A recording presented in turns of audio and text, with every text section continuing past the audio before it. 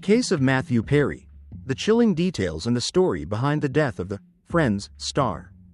It has been over a year since actor Matthew Perry, famous for his role as Chandler Bing in the legendary series Friends, was found unconscious and later passed away in a hot tub at his Los Angeles home.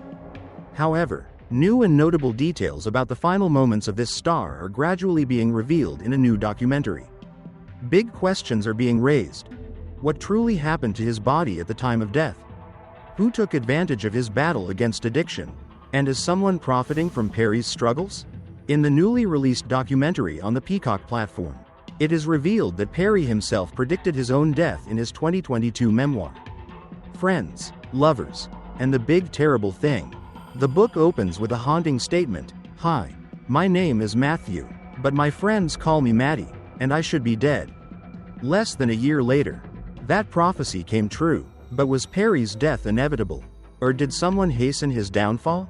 The documentary delves into Perry's childhood, revealing that his father was also an actor, which sparked Perry's passion for pursuing a career in entertainment. However, the story quickly takes a darker turn as it recounts Perry's long battle with addiction. Viewers hear Perry's own voice reading excerpts from his memoir, telling his story in his own words, making the narrative more raw and heartbreaking than ever. Perry once described himself as the luckiest man on the planet when reflecting on his $1 million weekly earnings from Friends. But behind that glamour lay a dark reality. Perry documented that, for many years, even decades, he struggled with drugs and alcohol. He revealed that his first encounter with substances was at the age of 14, when he drank an entire bottle of wine alone. In 2022, Perry finally shared his story with the world, declaring that he was clean and determined to stay that way. He shared painful details about his struggles, including a near-death experience. In the book, Perry wrote about spending 2 weeks in a coma and 5 months in the hospital after his colon ruptured from an opioid overdose at the age of 49. Following that incident, he had to use a colostomy bag for 9 months. The memoir also revealed that he underwent 14 abdominal surgeries, with the scars serving as a reminder to stay sober. Perry was also open about his use of ketamine therapy, stating that at one point he injected it daily to manage pain and depression. The book gave fans an unfiltered look into the life of a man who, despite fame and fortune, faced a personal battle that nearly destroyed him. However, Perry's sobriety did not last. The documentary highlights shocking details surrounding Perry's final days and those allegedly involved in his death. According to ABC News, the star had relapsed in the fall of 2023, and within a month, Perry spent $555 on ketamine. The autopsy report determined that Perry's death was caused by the acute effects of ketamine, with the manner of death being accidental drowning.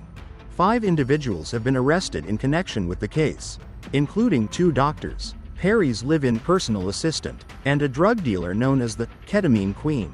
Investigators believe that as Perry's addiction worsened, these 5 individuals exploited his condition.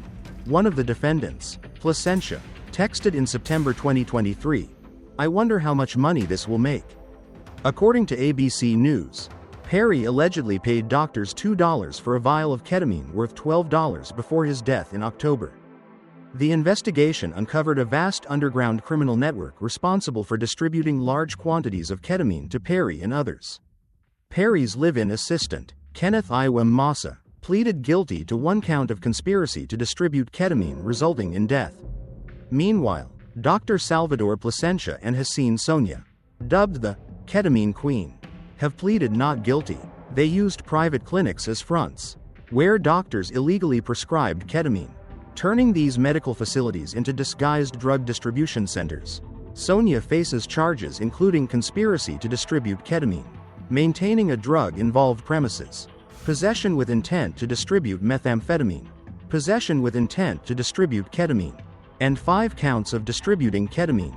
Placentia is charged with conspiracy to distribute ketamine, 7 counts of distributing ketamine, and 2 counts of falsifying and altering documents related to a federal investigation.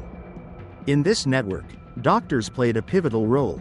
They not only recklessly prescribed ketamine but also falsified medical records to conceal their illegal activities.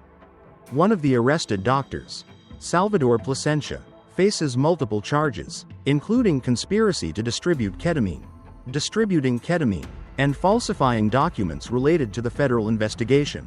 Placentia allegedly provided ketamine to Perry without any legitimate medical justification, solely for profit, according to court documents obtained by the New York Post.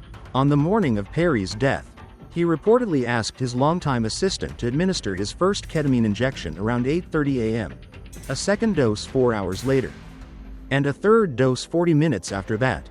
After the third injection, the assistant allegedly left, and upon returning, found Perry face down in the hot tub.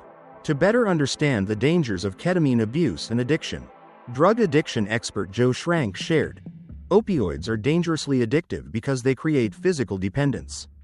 People who become dependent on opioids, whether prescription drugs like Vicodin or heroin, will feel very sick if they don't continue using. This drives them to keep using." Schrank also explained that ketamine is often used for medical purposes, including treating depression. However, abusing it can turn a medical aid into a deadly substance. Anything can become dangerous if abused.